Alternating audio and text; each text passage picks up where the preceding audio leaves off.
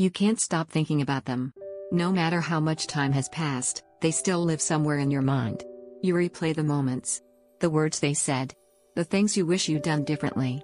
And every time you think you've moved on, a small memory drags you back, and suddenly, you're right there again. That's not weakness. That's trauma trying to find peace. You're not obsessed with them. You're trying to make sense of what broke you. But healing doesn't come from replaying what hurt you, it comes from understanding why your mind keeps going back there. And learning how to gently come home to yourself again. So in this video, we're going to go deep into what rumination really is, why your brain gets stuck there, how the narcissist programmed it, and how you can finally stop the loop without blaming yourself for it. Because you don't need to win the thoughts. You just need to understand them. And then release them. There's a reason your mind keeps returning to the past. It's not because you enjoy the pain. It's because your body and mind are still searching for closure, a moment that never came. When something traumatic happens, your nervous system doesn't process it like a story that ends.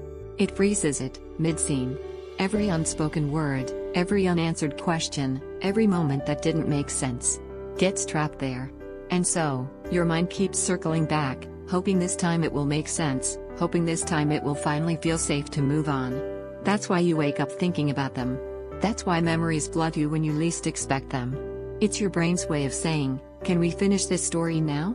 But the story can't end because it wasn't built on truth. It was built on manipulation. On gaslighting.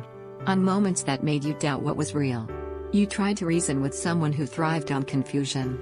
You searched for meaning in a person who fed on chaos. Your mind keeps returning to them because it never got the resolution it needed. You never got that moment where they admitted the truth. You never got the apology. You never got validation that what they did was wrong. And so your brain replays the moments to try to create that resolution on its own.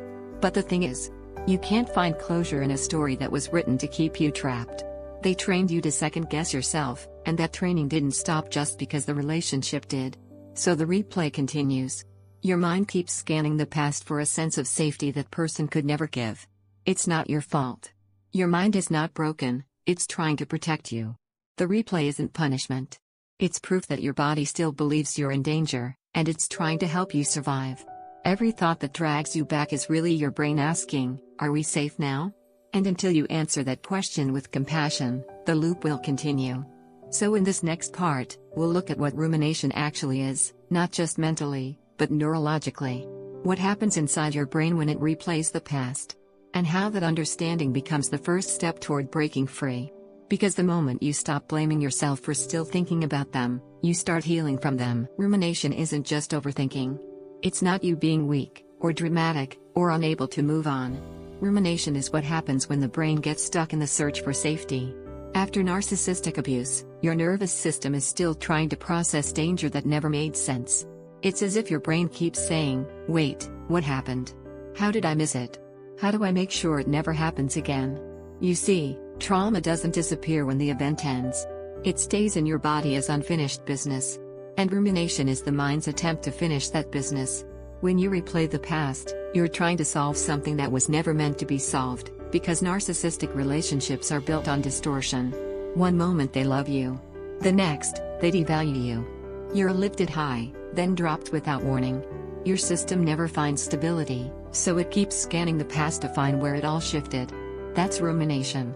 It's your brain looping through the same story looking for logic inside of manipulation. And every time it replays, it releases the same stress chemicals, the same cortisol, the same adrenaline, as if the event were happening again. That's why it feels so exhausting. That's why you can't focus, why even moments of peace feel temporary. Your body is trying to complete a threat response that never got resolved. It's not obsession, it's survival energy with nowhere to go. And here's something most people don't realize, rumination is also a form of self-protection. By replaying what happened, your brain believes it's preventing it from happening again. It's saying, if I can just understand this, I'll be safe next time. But here's the truth, you can't think your way out of trauma. You have to feel your way through it. Rumination is the mind trying to heal what only the heart can release. It's your logic trying to fix your pain. So instead of judging yourself for the replay, you can start to notice it. Gently. You can say, my mind is looping again because it's scared. That's awareness, and awareness starts to loosen the loop. Because the goal isn't to shut the thoughts off, it's to meet them differently. To stop feeding them shame. To recognize, this is just my brain trying to keep me safe. When you shift from judgment to compassion, something changes. The loops begin to soften. The intensity fades a little. And slowly, you start to come back home to yourself. In the next part, we'll talk about how the narcissist creates this mental loop, how they condition your mind to stay stuck on them long after they're gone. Because rumination didn't begin with you, it was programmed into you. And understanding that is what helps you finally take your power back. The rumination didn't begin with you. It began with them. From the very start, the narcissist was training your nervous system, not through words, but through patterns. They created cycles of connection and withdrawal. Moments of warmth, followed by sudden coldness. They pulled you close, then disappeared. Loved you one day, ignored you the next. And slowly, your body started to adapt. It learned that safety and danger lived in the same person. That love was unpredictable. That calm could vanish at any moment. That's what creates the loop. Because your brain became wired to chase the feeling of safety they took away. When they were kind, your brain released oxytocin, the bonding chemical. When they pulled away, your brain released cortisol, the stress chemical. So every time they came back with affection, your system flooded with relief. That relief became your drug. And the absence of it became withdrawal. That's why it feels like addiction. Because, biologically, it is. You were being conditioned, rewarded and punished, until confusion felt like love. And here's the part most people don't see: the narcissist knew exactly what they were doing. They watched what hurt you. They learned which words made you melt, and which silences made you beg. Each time you try to fix things, each time you apologize just to keep peace, you unknowingly reinforce the cycle. And over time, your body started to depend on their approval to feel calm. That's how the trauma bond formed. So when the relationship ended, your mind didn't just miss them, it missed regulation. It missed the chemical rush that came every time you earned their attention again. That's why the thoughts keep looping. Because your nervous system is still waiting for a reward that will never come. They created the confusion, then left you to solve it. They built the maze, then blamed you for being lost inside it. And yet, even after everything, a part of you still searches for the person they pretended to be. Not because you want them back, but because your brain remembers the high of finally feeling seen, even if it was a lie. This is how deeply manipulation works. It rewires love into survival. But you are not trapped in that wiring forever. The brain can be retrained. Safety can be relearned. Because even though the narcissist conditioned your pain, you can condition your peace. And that begins by interrupting the cycle. By learning how to gently guide your mind back to the present each time it tries to return to them. That's what we'll do next. In part 4, we'll walk through the steps to stop the cycle. Not by force, but by compassion. Because the goal isn't to fight your thoughts, it's to free yourself from the need to answer them. You can't think your way out of rumination. You have to feel your way through it. Trying to fight the thoughts only gives them more power. But meeting them with awareness, that's where freedom begins. So when the loop starts, the first step is simple. Notice it. Pause. Take a slow breath. And say quietly to yourself, my mind is trying to protect me right now. That small sentence changes everything. Because instead of becoming the thought, you begin observing it. You shift from inside the story to outside the story. That awareness is your first door out. Now, the second step. Soothe the body. When the mind is spinning, it means your body is still in survival mode. So before you try to think differently, you have to help your body feel safe again. You can place a hand over your chest. Feel your heartbeat. Breathe slowly, deeper than before. And remind yourself, this moment is safe. You're not back there anymore. You're here. Right now. Sometimes, you'll have to do this over and over again, and that's okay. You're teaching your nervous system a new language, peace. The third step. Redirect gently. Your brain needs a new place to land. So when the thoughts start replaying, you can ask yourself, what do I need right now? Maybe it's grounding your body. Maybe it's stepping outside for fresh air. Maybe it's journaling the truth, writing down what actually happened, so the mind can stop trying to rewrite it. You're giving your thoughts somewhere to go besides back to the pain. That's how you interrupt the pattern, not with force, but with choice. The fourth step. Speak compassion instead of criticism.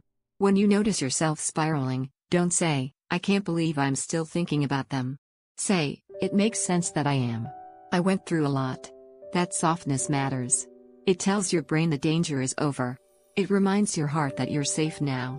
Because self-compassion doesn't mean you excuse what happened, it means you stop punishing yourself for surviving it. And finally, reclaim your focus. After every spiral, come back to something that belongs to you. Maybe it's your breath. Maybe it's your creative work. Maybe it's music, prayer, movement, or silence.